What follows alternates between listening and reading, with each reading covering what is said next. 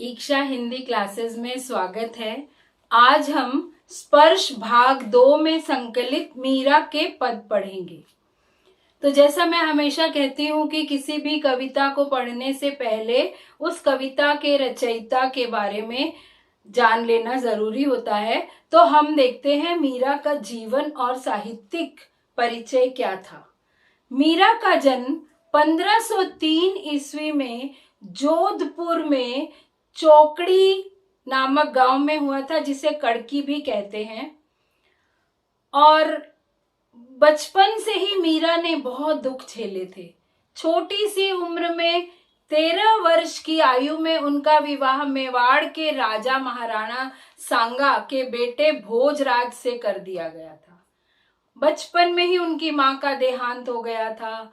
विवाह के कुछ साल के बाद पति की मृत्यु हो गई, फिर पिता की मृत्यु हो गई, फिर उनके किसी युद्ध में उनके ससुर का देहांत हो गया। इन सब दुखों को झेल कर मीरा इतनी परेशान हो गई कि उन्होंने निराश होकर घर परिवार छोड़ दिया और वृंदावन में जाकर रहने लगी और वहां कृष्ण के प्रति स्वयं को समर्पित कर दिया। कृष्ण की ही आराधना में अपना जीवन बिताने लगी। मध्य काल में, भक्ति काल में जब बहुत सारे भक्त कवि हुए थे, उन सब में मीरा का नाम विशिष्ट है। आपने भक्त कवियों के बारे में पढ़ा है, कबीरदास, तुलसीदास, सूरदास, रैदास, रहमान इत्यादि। तो मीरा भी उन्हीं संत कवियों में एक मानी जाती हैं। मीरा के पद पूरे उत्तर भारत, गुजरात, बिहार, यहाँ तक कि बंगाल तक में गाए जाते हैं। और मीरा की भाषा में आप जब उनके पदों को पढ़ेंगे तो आप देखेंगे उनके पदों में हिंदी, गुजराती, राजस्थानी, ब्रज भाषा का मिश्रण है। और यहाँ तक कि पंजाबी भाषा के शब्द भी मिलते हैं उनके पदों में। खड़ी बोली का प्रयोग तो है ही क्योंकि हिंदी है। वे रैदास की शिष्या थी। रैदास, आपने क्लास 9th में रैदास के पद पढ़े हैं, तो रैदास की वे शिष्या बन गई थी। उन्हीं की तरह मीरा की भक्ति भी बहुत दैन्य भाव की भक्ति है। दैन्य यानी दीन भाव की। वे स्वयं को दासी मानती हैं, खुद को बिल्कुल विनम्र, एक जैसे कोई नौकर अपने स्वामी की सेवा करना चाहता है या करता है, उसी तरह मीरा की भावनाएं, एक दासी की तरह उनकी भावनाएं उनके पदों में झलकती हैं। मीरा की 7-8 कृतियां उपलब्ध हैं और उन्होंने पारिवारिक, उनके ससुराल वाले बहुत परेशान किया करते थे, तो वो पारिवारिक दुखों से मुक्ति पाने के लिए ही घर बार छोड़कर वृंदावन में चली गई थी और वहां मंदिरों में दिन भर कृष्ण जी के भजन कीर्तन करती रहती थी। कृष्ण भक्ति में ही लीन रहती थी। उनके पदों को जब आप पढ़ेंगे, आपके सिलेबस में तो केवल 2 पद हैं, लेकिन अगर और अधिक उनकी भक्ति रचनाओं को पढ़ेंगे तो आप देखेंगे कि कृष्ण जी को उन्होंने कभी तो निराकार ब्रह्म के रूप में देखा है कि जिसका कोई आकार नहीं है, लेकिन अधिकतर उनके पदों में कृष्ण साकार रूप में आए हैं। कृष्ण का श्रृंगार करना, उनको फूलों की माला पहनाना, उनकी आरती उतारना, उनको टीका लगाना, उनके भजन करना, कीर्तन करना, सुबह सवेरे उनके दर्शन करना। और इस तरह आप देखेंगे कि बिल्कुल कृष्ण में वो रम गई थी, कृष्ण में लीन हो गई थी और हमेशा उनके ही गुण गाया करती थी, चलते फिरते हर वक्त। तो मीरा का एक निष्ठ प्रेम उनके पदों में झलकता है। किसके प्रति? कृष्ण के प्रति। तो हम देखते हैं, हम शुरू करते हैं। उनकी जानकारी ले ली हमने, उनके पदों को पढ़ते हैं। 2 पद आपके सिलेबस में है, तो इन दोनों को आज हम पढ़ेंगे। पहला पद देखिए, हरि आप हरो जनरी भीर, द्रौपदी री लाज राखी आप बढ़ायो चीर। अपनी पुस्तक अवश्य खोल लिया कीजिए ताकि कुछ भी आपको नोट करना हो तो आप उसमें लिख सकते हैं, नोट कर सकते हैं। और पढ़ने से पहले मैं आपको याद दिला दूं, आप सब्सक्राइब जरूर कीजिए चैनल को, ताकि आपको नोटिफिकेशन मिलता रहे, और अपने दोस्तों के साथ, अपने साथियों के साथ शेयर कीजिए और लाइक कीजिए और बेल आइकन क्लिक कर दीजिए, ताकि आपको पता लग जाए मैंने कब नया वीडियो डाला है। तो देखते हैं। हरि आप हरो जनरी भीर, द्रौपदी री लाज राखी आप बढ़ायो चीर, भगत कारण रूप नरहरि धर्यो आप शरीर, बूढ़तो गजराज राख्यो काटी कुंजर पीर, दासी मीरा लाल गिरधर हरो महारी भीर। जैसे मैंने आपको बताया कि मीरा कृष्ण के भक्ति में इतनी लीन रहती थी, दैन्य भाव की भक्ति है उनकी, तो वो कहती हैं कि हरि, हरि किसको कहती है? कृष्ण जी को। हे कृष्ण, हे हरि, आप हरो, हरो हरण कर लो, दूर कर दो, हरना दूर करना, छीन लेना, हटा देना। हरि आप हरो, हटा दो, जन री भीर, जन इस जन की, इस प्राणी की, या हर जन की, हर एक जन यानी व्यक्ति, हर आत्मा की, री जन, री का मतलब है की, हर जन की भीर, पीड़ा, भीर का अर्थ है पीड़ा, दुख, दर्द। तो कहती हरि आप हरो जनरी भीर, हे कृष्ण आप हर जन की पीड़ा हर लो, दूर कर दो। जैसे, कैसे आपने पीड़ा दूर की थी? जैसे द्रौपदी री, फिर री की, जैसे द्रौपदी की लाज राखी, आप बढ़ायो चीर, चीर वस्त्र। आपको पता है महाभारत की कथा, महाभारत में जब पांडव जुए में द्रौपदी को कौरवों से हार गए थे, तो दुर्योधन ने शर्त रखी थी कि द्रौपदी को सभा में बुलाया जाए, और उसका अपमान करने के लिए दुशासन ने उसके वस्त्रों का हरण करना शुरू किया था, उसे निर्वस्त्र करने की कोशिश की थी। तो द्रौपदी ने उस वक्त हरि को पुकारा था, ईश्वर को पुकारा था, तो ईश्वर ही आए थे, कृष्ण ही आए थे, वो खींचता जा रहा था द्रौपदी की साड़ी, और वो साड़ी बढ़ती जा रही थी, बढ़ती जा रही थी, बढ़ती जा रही थी, इतनी देर तक बढ़ती जा रही थी कि आखिर दुशासन मूर्छित होकर गिर पड़ा था, उसकी हिम्मत जवाब दे गई थी, उसकी शक्ति समाप्त हो गई थी। तो ये किसने किया था? ये कृष्ण जी ने किया था। तो वो कह रही हैं कि जैसे द्रौपदी री लाज राखी, जैसे आपने द्रौपदी की लाज रखी थी, आप बढ़ायो चीर। कैसे लाज रखी थी? आपने वस्त्र को बढ़ा दिया था, आप उसकी साड़ी बढ़ाते चले जा रहे थे, चीर यानी वस्त्र। भगत कारण रूप नरहरि धर्यो आप शरीर। अब यहाँ पर भक्त, भगत, भक्त, भक्त कौन है? यहाँ भक्त प्रहलाद की का उदाहरण दे रही हैं। राजा हिरण्यकश्यप बहुत अहंकारी राजा थे, और उनमें दैत्यों की प्रवृत्ति थी, दानों राक्षसों की प्रवृत्ति थी। वो चाहते थे कि उन्हीं की सब लोग पूजा करें, और किसी भगवान को, देवता को, ईश्वर को कोई ना माने। लेकिन उनके ही घर में प्रहलाद का जन्म हुआ, जो विष्णु, कृष्ण जो विष्णु के अवतार हैं, जो विष्णु और कृष्ण एक ही हैं, उनको याद किया, और कृष्ण जी ने प्रहलाद को बचा लिया था। भक्त कारण रूप नरहरि। कृष्ण जी ने किसका रूप धारण किया था? हरि ने किसका रूप धारण किया था? नरहरि, नरसिंह का। आधे वे नर थे और आधे सिंह थे, और उन्होंने प्रहलाद को बचा लिया था। हिरण्यकश्यप उन्हें मारना चाहते थे, कई बार उन्होंने मारने की कोशिश की, लेकिन जब प्रहलाद ने उनका स्मरण किया, तो उन्होंने, कृष्ण जी ने नरसिंह का रूप धारण करके प्रहलाद को हिरण्यकश्यप से बचा लिया था। भगत कारण रूप नरहरि। अपने भक्त के कारण उन्होंने नरहरि का रूप धर्यो आप शरीर। आपने उनका शरीर धारण किया, नरसिंह का शरीर धारण किया, और अपने भक्त को बचा। आप प्रहलाद की स्टोरी गूगल करके पढ़ सकते हैं। दासी मीरा लाल गिरधर, बूढ़तो गजराज राख्यो। और एक कहानी है ऐरावत हाथी की। हाथी, इंद्र का हाथी था जिसका नाम था ऐरावत। वो बहुत बड़ा, विशाल और बहुत शक्तिशाली हाथी था। तो एक बार वो गंडक नदी पर किनारे पर पानी पीने गया, प्यास लगी उसे। मगरमच्छ ने उसके पैर को दबोच लिया, दांतों से उसको फंसा लिया। और इस ऐरावत ने बहुत कोशिश की छूटने की, लेकिन वो अपना पैर छुड़ा नहीं पा रहा था। उसका पैर लहूलुहान हो गया। और कहते हैं कि बहुत लंबे समय तक दोनों में युद्ध चलता रहा।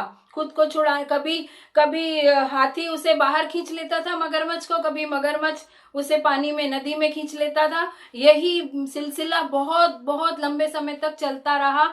और जब हाथी की शक्ति जवाब दे गई, जब वो बिल्कुल शिथिल पड़ गया, कमजोर हो गया, तो उसने सच्चे मन से ईश्वर को याद किया, हरि को याद किया, कृष्ण जी को याद किया। और कृष्ण जी ने आकर उसे बचा लिया। बूढ़ तो डूबता हुआ गजराज हाथी राख्यो रक्षा की। डूबते हुए हाथी की रक्षा की, काटी कुंजर पीर। कुंजर हाथी, हाथी की पीर, पीड़ा, दर्द, दुख, कष्ट काट दिया, समाप्त कर दिया। किसने किया? कृष्ण जी ने, हरि ने। बुढ़ तो गजराज राख्यो, काटी कुंजर पीर। दासी मीरा लाल गिरधर, हरो म्हारी भीर। तो मीरा कहती है कि आपने इन सब का उद्धार किया, इन सबके कष्ट दूर किए, द्रौपदी की लाज राखी, प्रहलाद को अपने राजा के, अपने पिता के अत्याचार से बचाया, और डूबते हुए हाथी की रक्षा की मगरमच्छ के मुंह से। इसी तरह मेरी भी रक्षा कीजिए, मैं आपकी दासी हूं। दासी मीरा लाल गिरधर। ये मीराबाई गिरधर लाल की दासी हैं। गिरधर लाल कौन है? श्री कृष्ण, गिरी को धारण करने वाले। कृष्ण जी ने पर्वत को अपनी उंगली पर धारण किया था, देश गांव वासियों को वर्षा से बचाने के लिए, इंद्र के वर्षा के प्रकोप से बचाने के लिए। तो उनका नाम गिरिधर पड़ गया। दासी मीरा लाल गिरधर, हरो म्हारी भीर। म्हारी मेरी, ये राजस्थानी शब्द है। भीर पीड़ा, तो मेरी भी पीड़ा इसी तरह हर दो, जैसे आपने बाकी सबकी पीड़ा का हरण किया है इन तीनों उदाहरणों में। तो मीरा खुद को दास मानती हैं। तो दैन्य भाव की भक्ति यहाँ दिखाई दे रही है। आपको स्पष्ट हो गया होगा। अब हम दूसरा पद पढ़ेंगे। श्याम म्हाने चाकर राखो जी, गिरधारी लाला म्हाने चाकर राखो जी। श्याम कृष्ण, यहाँ देखिए कृष्ण के कितने अलग अलग नाम है। गिरिधर लाल, हरि, कृष्ण। अब यहाँ श्याम कह रही हैं। म्हाने, म्हाने मुझे, श्याम मुझे चाकर राखो, मुझे नौकर रख लो। चाकर, नौकर कहते हैं ना, नौकर चाकर आए नहीं है, नौकर चाकर घर में है, तो चाकर का अर्थ है नौकर। मुझे नौकर रख लो, मुझे दासी रख लो। गिरधर लाला माने चाकर राखो जी। पहले कहती है श्याम, फिर कहती है गिरधर लाला, हे गिरधर लाल, गिरी को धारण करने वाले लाला, स्वामी। जैसे लाला जी नहीं होते हैं सेठ, तो मेरे स्वामी, मालिक किसी के। हे गिरिधर लाला, माने मुझे चाकर रख लो, मुझे नौकर रख लो। क्या कि अब नौकर रखेंगे तो वो कुछ काम करेंगे ना मालिक के लिए। तो अगर कोई पूछे क्या काम करोगे आप मालिक के लिए, क्या क्या आता है आपको काम, तो वो खुद ही बता रही हैं। क्या कहती हैं? चाकर रहस्यूं, मैं चाकर बनकर ही रहूंगी, नौकर बनकर ही रहस्यूं रहूंगी। बाग लगास्यूं, मैं बाग लगाऊंगी, बगीचा लगाऊंगी, पेड़ पौधे उगाऊंगी आपके घर के आसपास। और फिर नित उठ दर्शन पास्यूं, और फिर रोज सुबह आप उस बाग में सैर करने आओगे, बांसुरी बजाने आओगे, तब मैं रोज सुबह उठकर, नित रोज प्रतिदिन उठ दर्शन पास्यूं, दर्शन पाऊंगी, पास्यूं पाऊंगी, मैं प्रतिदिन आपके उस बाग में दर्शन पाऊंगी, आपको देखूंगी। तो मैं इसलिए आपके घर के आसपास बाग लगाऊंगी नौकर बनकर। और क्या करूंगी? विंद्रावनरी कुंज गली में, विंद्रावन ये वृंदावन के लिए कहा, ये बोलचाल में लोग विंद्रावन बोलते हैं, जो कि साहित्यिक भाषा में या लिखने की भाषा में गलत स्पेलिंग है, वृंदावन होता है, लेकिन वो कह रही है विंद्रावन की, री यानी की, पहले भी आया है द्रौपदी री, द्रौपदी की, इसी तरह विंद्रावन री कुंज गली में, कुंज गलियों में, वृंदावन के कुंजों में, बगीचों में, कुंज कहते हैं छोटे छोटे बाग बगीचे, कुंजों में, वृंदावन की गलियों में गोविंद लीला गास्यूं, मैं चलते चलते घूमते घूमते केवल गोविंद की लीला गाती रहूंगी, लोगों को सुनाती रहूंगी तुम्हारी लीला। गोविंद कौन है फिर? कृष्ण जी। मैं आपकी लीला गाती रहूंगी, गास्यूं गाऊंगी, लीला यानी आपके गुण गाऊंगी, आपके जितने भी आपके सुंदरता के गुण, आपके व्यवहार के गुण, आपके मूल्य जो भी हैं, वो सब मैं लोगों को बताती जाऊंगी, गाती जाऊंगी। चाकरी में दर्शन पास्यूं, अगर मैं आपकी चाकरी करूंगी, नौकरी करूंगी, तभी तो मुझे आपके दर्शन मिलेंगे। अगर मुझे नौकर नहीं रखोगे तो फिर मैं अपने घर में होंगी, आप अपने महल में रहोगे, अपने घर में रहोगे, तो मैं कैसे दर्शन पाऊंगी? तो कह रही चाकरी में दर्शन पास्यूं, सुमरण पास्यूं खर्ची। एक तो चाकरी करूंगी तो मुझे आपके दर्शन मिलेंगे, दूसरी क्या चीज मिलेगी? सुमरण पास्यूं, सुमरण पाऊंगी, स्मरण पाऊंगी, सुमरण स्मरण, किसी को याद करते रहना, किसी का नाम जपते रहना, किसी के गुण गाते रहना, स्मरण। खर्ची, खर्ची, अब जब मैं नौकरी करूंगी तो मुझे खर्ची मिलेगी, तनख्वाह मिलेगी, कुछ मिलेगा उसके बदले में। वो क्या मिलेगा मुझे खर्ची के रूप में, तनख्वाह के रूप में? स्मरण, आपका स्मरण। जब आपके पास ही रहूंगी तो मैं आपको स्मरण करती रहूं, यानी स्मरण करना यानी नाम जपते रहना, नाम जपती रहूंगी, आपकी सेवा के बदले में मुझे नाम जपने का खर्चा मिलेगा, खर्चा करने के लिए तनख्वाह मिलेगी। भाव भगति जागीरी पास्यूं, तीनों बातां सरसी, मैं आपकी चाकर बनकर क्या पाऊंगी? भाव भक्ति की जागीर, मुझे जो जागीर मिलेगी उसके बदले में, नौकरी करने के बदले में, वो क्या होगी? मेरी भक्ति भावना होगी, मेरी, मुझे भाव भक्ति की जागीर मिलेगी, प्रॉपर्टी मिलेगी, साम्राज्य मिलेगा। और इस तरह क्या होगा? तीनों बातां सरसी, इस तरह मेरी तीन इच्छाएं पूर्ण हो जाएंगी। तीनों बातां, कौन सी तीनों बातें सरसी पूर्ण हो जाना? कौन सी तीन बातें हैं? दर्शन, दर्शन पास्यूं, दर्शन पाने की, सुमरण पास्यूं, स्मरण पाने की, नाम जपने की, और भाव भक्ति पाने की। ये तीन बातें मेरी पूर्ण हो जाएंगी, क्योंकि मुझे इन्हीं तीन बातों की इच्छा है आपसे। दर्शन आपके, आपका स्मरण और आपके प्रति भक्ति, तीनों बातें सरसी, ये तीनों बातें मेरी पूर्ण हो जाएंगी। अब वे कृष्ण जी के सौंदर्य का वर्णन करती हैं।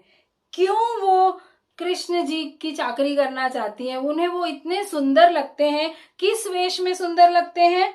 मोर मुगट पीतांबर सोहे, मोर का मुकुट, मुगट कहा गया है यहाँ पर, मुगट यानी मुकुट, बोलचाल में मुगट कहा है। आप मोर का मुकुट पहनते हो, पीतांबर पहनते हो, पीले वस्त्र पहनते हो, वो बहुत सोहते हैं आप पर, सोहे सुंदर लगते हैं, शोभित होते हैं। गल वैजयंती माला, गल गले में, आपके गले में वैजयंती पुष्पों की माला होती है, वो भी बड़ी सुंदर लगती है। वैजयंती पुष्प होते हैं जो बाग बगीचों में अपने आप सफेद रंग के फूल खिल जाते हैं, बहुत होते हैं वृंदावन में, गलियों गलियों में, कुंजों में ये फूल खिले होते हैं। तो वैजंती पुष्पों की माला आपके गले में सुशोभित होती है। बिंद्रावन में धेनु चरावे, ऐसे वस्त्र पहनकर, ऐसा रूप धारण करके आप वृंदावन में गाय चराते हो। धेनु गाय, गाय चराते हो। मोहन मुरली वाला, ये मोहन कृष्ण के लिए आया है, मुरली वाला भी कृष्ण के लिए आया है। तो कृष्ण के कितने सारे नाम इसमें लिए गए हैं, कृष्ण के पर्यायवाची हैं। श्याम, हरि, मोहन, मुरली वाला। तो ऐसे सुंदर रूप को, ऐसे गाय चराने वाले मोहन मुरली वाले के सुंदर रूप को मैं देखना चाहती हूं। फिर आगे देखिए, ऊंचा ऊंचा महल बनावा, बिच बिच राखूं बारी, सांवरियारा दर्शन पासियों पहर कुसुम्बी साड़ी। फिर कहती है कि मैं ऊंचे ऊंचे महल बनाऊंगी, मैं आपकी नौकरी करूंगी तो मैं क्या करूंगी, मैं ऊंचे ऊंचे महलों का निर्माण करूंगी, महल बनाऊंगी, और उनके बीच बीच में दीवारों में बारी रखूंगी। बारी खिड़की को कहते हैं। बीच बीच में मैं खिड़कियां रखूंगी ताकि जब मैं अपने घर में रहूं, ऊंचा महल ऊंचा होगा तो दूर तक देख सकते हैं, तो मैं अपनी महल की खिड़की में से आपके दर्शन पाऊंगी। ऊंचा ऊंचा महल बनावा, बिच बिच रखूं बारी, सांवरियारा दर्शन पास्यूं। सांवरिया श्याम, सांवरिया अपने पति को कहते हैं लोग। तो मीरा कृष्ण जी को अपने मन में पति मान के बैठ गई थी और उन्हें वो सांवरिया कहती हैं। सांवरियारा दर्शन पास्यूं, कृष्ण रूपी मैं अपने सांवरिया के दर्शन पाऊंगी उन खिड़कियों में से।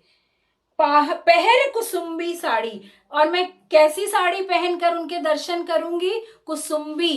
कुसुम्बी जैसे एक ऑरेंज कलर का फूल होता है ना, जवा कुसुम का फूल, आप देखिएगा जवा कुसुम का फूल कैसा होता है, उसका रंग, ऐसे रंग की साड़ी पहनूंगी। ज्यादातर जब भी कुसुम, ये कुसुम्बी यानी फूल, कुसुम के रंग की, कुसुम फूल को कहते हैं कुसुम्बी, कुसुम के रंग की यानी लाल रंग की, गेरुए रंग की, ऑरेंज कलर की साड़ी पहनकर मैं सांवरिया के दर्शन करूंगी। लेकिन देखिए इनके पति की मृत्यु हो चुकी थी, ये तो नहीं पहनती थी तब लाल रंग की साड़ियां, लेकिन कृष्ण जी को देखने के लिए वे लाल रंग की साड़ी पहनेंगी। मन में वे अपने आप को कृष्ण जी की पत्नी मानने लगी हैं, कृष्ण जी को अपना पति मानने लगी हैं, इसलिए वो कहती है मैं लाल रंग की साड़ी, कुसुम के रंग की साड़ी पहनकर आपके दर्शन करूंगी।